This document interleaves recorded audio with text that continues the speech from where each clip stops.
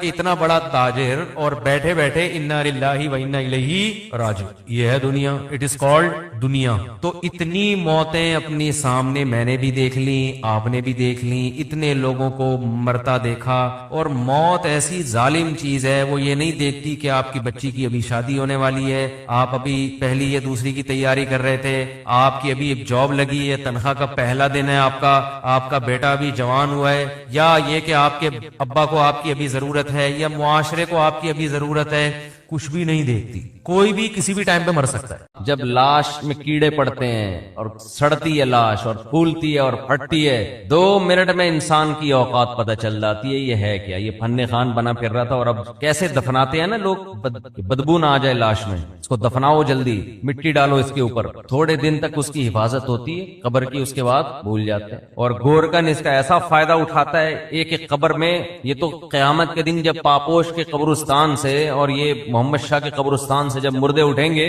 تو پتا چلے گا کہ آدھی آبادی تو ایک ہی قبرستان سے اٹھ رہی ہے۔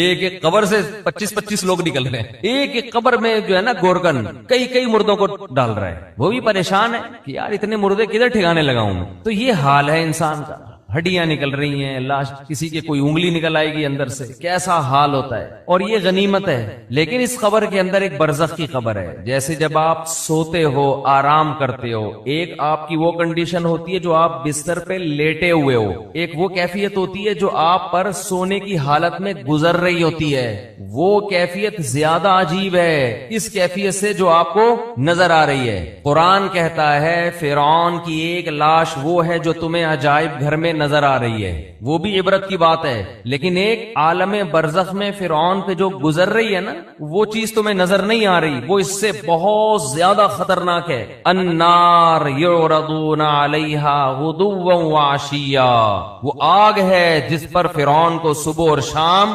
جلایا جاتا ہے۔ وہ جلنے والا منظر مجھے اور آپ کو نظر نہیں آ رہا، وہ اس سے زیادہ ڈینجرس ہے۔ تو برزخ کی بھی ایک حیات ہے، برزخ کی بھی ایک زندگی ہے، قبرستان کے نیچے آگ بھی ہے، اور اللہ نے جنت کے باغات بھی رکھے ہیں اس میں، جو مردے کے اوپر جو کیفیات گزر رہی ہوتی ہیں وہ اس سے زیادہ خطرناک ہے۔ ایک روایت میں آتا ہے آپ صلی اللہ علیہ وسلم نے فرمایا اگر تم قبر کے اندر کے حالات کو دیکھ لو تو مردوں کو دفنانا چھوڑ دو، یہ حال ہو جائے۔ تو دنیا کے بارے میں یہ تصور بٹھانا کہ یہ مسافر خانہ ہے، یہ دل لگانے کی جگہ نہیں ہے، یہ کھوپڑی میں بیٹھے گی، یہ بات 2 کام کرنے سے، ورنہ یہ بات کھوپڑی میں بیٹھے گی نہیں۔ ایک تو روزانہ سوچنا چاہیے اور موت کا تذکرہ بار بار کرنا چاہیے، قبرستان بار بار جانا چاہیے۔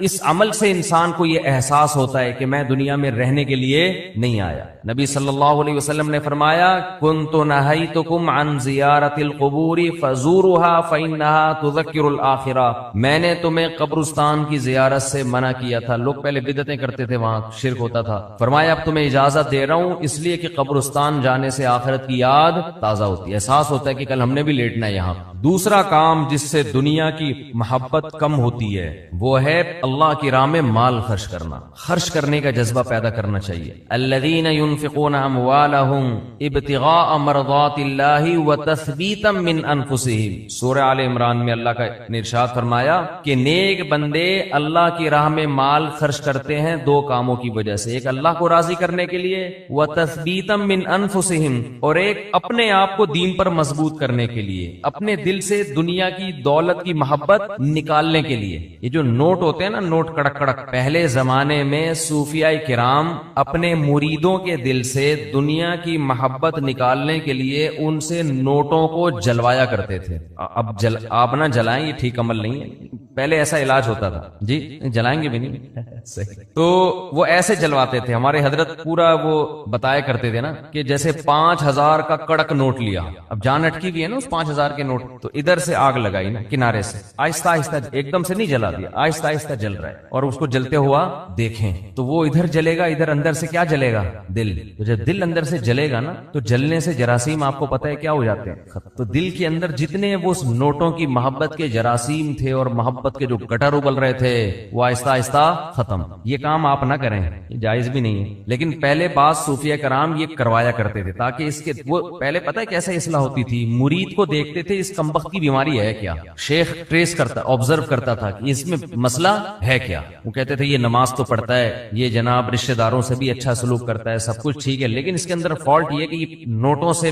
بہت زیادہ محبت کر کے بیٹھا ہوا ہے, اس کو پیسوں کا نقصان برداشت نہیں ہوتا. پھر شیخ اور مرشد یہ کرتے تھے اس کے دل سے پیسے کی محبت نکلواؤ. اب تو بہت سے شیخ, سب نہیں, اچھے تو ہر جگہ ہیں, بہت سے شیخوں کے دل میں جتنی پیسوں کی محبت ہوتی اتنی تو مریدوں کے دل میں نہیں ہوتی. شیخ اپنے مرید کی جیب پہ نظر رکھ کے بیٹھا ہوتا ہے, کمبخت نے 6 سال ہو گئے آج تک ہدیے کے نام پہ 1 روپیہ بھی نہیں دیا ہے. آج خرچ کرنے کے جو فضائل بیان کیے جاتے ہیں اس کا مطلب ہوتا ہے مجھے دو, صحیح ہے نا. کیا مطلب ہوتا ہے, جب بڑا بھائی چھوٹے کو سمجھا رہا ہو یا چھوٹے بڑا کو سمجھا رہا ہو کہ اسلام میں خرچ کرنے کی بہت فضیلت ہوتی ہے, اس کا مطلب ہے مجھے پیسے دو. اس کا مطلب کیا ہوتا ہے, مجھے پیسے. بیوی شوہر کو جب سمجھا رہی ہوتی ہے کہ انسان کو سخی ہونا چاہیے, کھلا ہاتھ ہونا چاہیے, اس کا مطلب پیسے نکالو. شوہر بیوی کو جب سمجھا رہا ہو قناعت اسلام میں بہت زبردست چیز ہے, اتنا مت ہاتھ پھیلاؤ کہ کل قرضہ لو, اس کا مطلب ہوتا ہے مجھ سے پیسے مت مانگو, 5 روپے بھی نہیں دوں گا میں تمہیں. تبھی تو نصیحت کا اثر نہیں ہوتا نا. کیا خیال ہے بھائی, نصیحت کا اثر ہی نہیں ہوتا. اپنے لیے سخاوت ہونی چاہیے, دوسرے کے لیے قناعت ہونی چاہیے. ہمارے ہاں معاملہ کیا چل رہا ہے, الٹا.